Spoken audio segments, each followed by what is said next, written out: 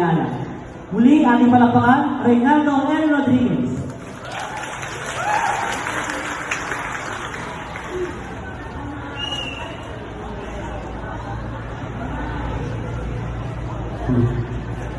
Magandang hapon po ang bati sa inyong lahat.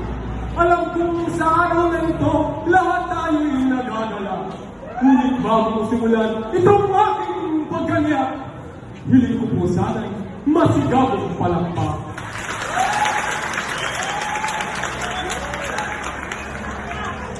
Ako po, si Ginoong Reynaldo L. Rodriguez Jr.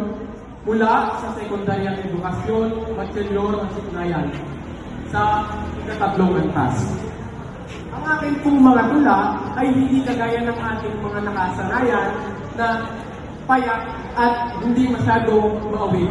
Siguro po, bago sa inyong pandinig ang aking mga bibigkasin. Ang aking pong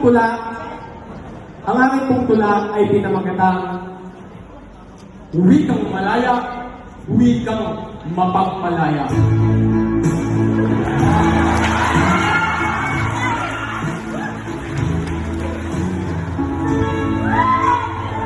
Taon na lumipas nang tayo ay makalaya. Mga pinagpamalipista ng mga banyaga. Ngunit tanong ko sa mga kapatid ko, mapagmahal at malaga, yun lamang ba ang asarin ng ating natatamasa? Wika ang isa sa pundasyon ng mahal nating bansa. Sa lahat ng henerasyon ay siya ang nakalathala. Mula sa pakikipag-ugnayan at pananampalataya hanggang sa panitig at pagpumunang panukala.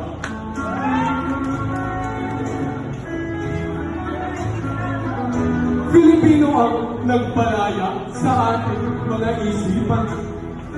Naging susi sa kandato, inilabas ang kaalaman.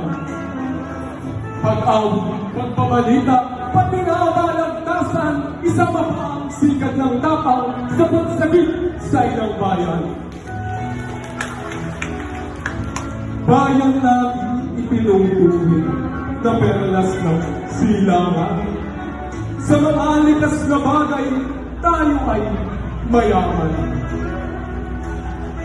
Ngunit huwag kalilimutan, aking mga kababayan, yaman din may tuturing ang wikang ginagalang. Maraming salamat po.